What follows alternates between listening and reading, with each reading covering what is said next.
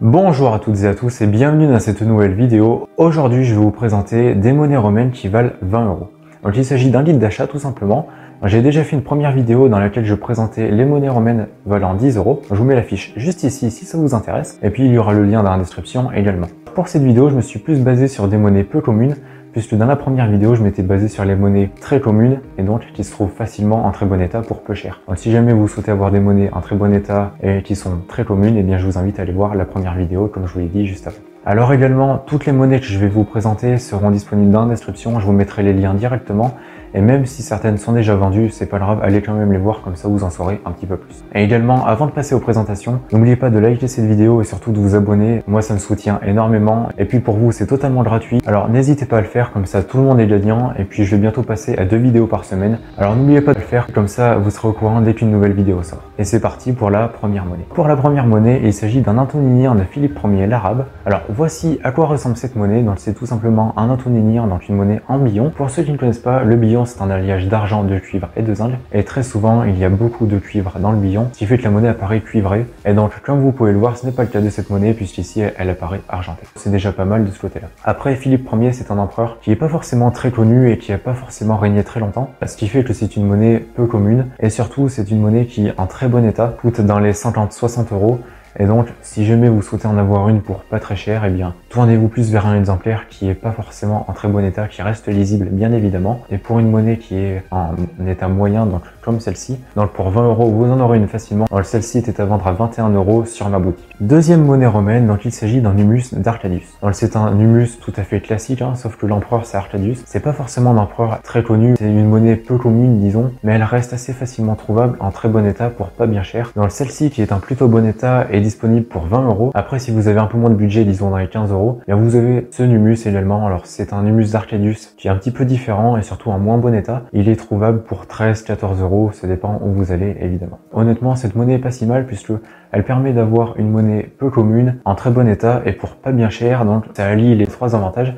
Donc c'est pas si mal. Troisième monnaie, donc on reste un petit peu dans la même catégorie. Ici il s'agit d'une majorina réduite de Julien II le philosophe. Voici à quoi ça ressemble. L'avantage de cette monnaie, c'est que une majorina réduite, déjà, alors c'est un type qui est pas forcément très connu, que tout le monde n'a pas forcément. Et en plus, l'empereur, donc Julien II, pareil, c'est pas un empereur très connu, donc c'est un empereur qui n'a pas régné très longtemps. Et surtout, on ne pense pas forcément à l'avoir dans sa collection. Donc c'est pas si mal si vous avez déjà, on va dire, une petite base de monnaie et si vous souhaitez acheter des monnaies différentes pour pas bien cher. Par exemple, cette monnaie est disponible à 20 € sur mon site. Un petit peu comme les précédentes, vous avez une monnaie peu commune pour pas bien cher. Le problème, c'est que celle-ci, vous la trouverez difficilement en très bon état pour un prix abordable. Puisque en très bon état, ça se trouve plus pour dans les 70-80 €. Ça monte même à 150 € selon le site sur lequel vous allez. Quatrième monnaie, alors là on change totalement de registre puisqu'il s'agit d'un sesterce d'Antonin le Pieux. Alors Antonin le Pieux, c'est un empereur très connu. Alors voici à quoi ressemble le sesterce. Alors comme vous pouvez le voir, il n'est pas forcément en très bon état, mais il reste lisible et identifiable. Donc c'est vraiment le plus important, comme je l'ai déjà dit. L'avantage avec cette monnaie, c'est que c'est une monnaie un petit peu plus qualitative que le reste et surtout que vous pouvez trouver à un prix abordable. Donc celui-ci était à vendre à 22 € sur mon site. Ce sont des monnaies qui coûtent cher en très bon état. Par exemple, si vous voulez acheter un sesterce vraiment en très bon état, il faudra compter plusieurs centaines d'euros. Si vous voulez en acheter un en bon état, il faudra compter dans les 60-70 € selon là où vous allez. Par contre, pour une monnaie en état moyen, pour 20-25 €, vous en trouverez une facilement.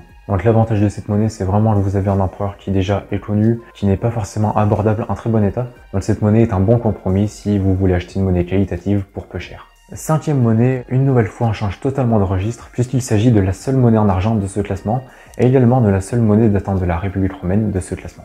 Pour ceux qui ne connaissent pas, la République romaine, c'est tout simplement l'époque avant l'Empire romain.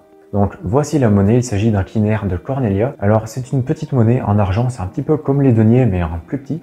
Alors comme vous pouvez le voir, elle n'est pas forcément en très bon état et donc elle ne coûte pas forcément très cher. Celle-ci était à vendre à 22 € sur mon site. Après ça reste une monnaie en argent. Forcément les monnaies en argent restent en général plus chères que les monnaies en cuivre, mais celle-ci reste tout de même abordable puisqu'elle reste plutôt commune.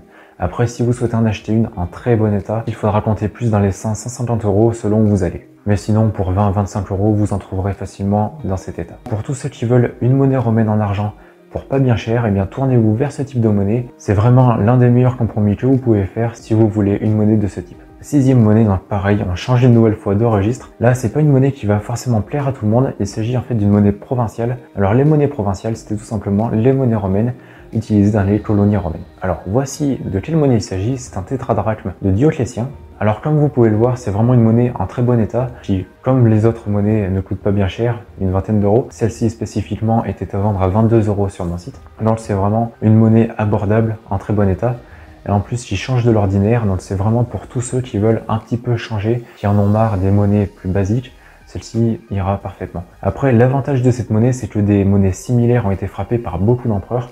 Donc, comme par exemple, vous avez Probus, vous avez Claude de Logotique, et il y en a plein d'autres. Évidemment, certains empereurs ou même impératrices sont plus chers que d'autres en fonction de leur cote. Donc, si vous souhaitez acheter une monnaie qui change de l'ordinaire, qui est en très bon état et qui est trouvable pour 20-25 euros, tournez-vous vers cette monnaie, c'est vraiment une très bonne idée. Donc voilà pour les monnaies que j'avais à vous présenter. Évidemment, il y en a plein d'autres, cette vidéo n'est pas exhaustive. Je pourrais en faire un épisode 2, mais ce serait trop répétitif à mon goût.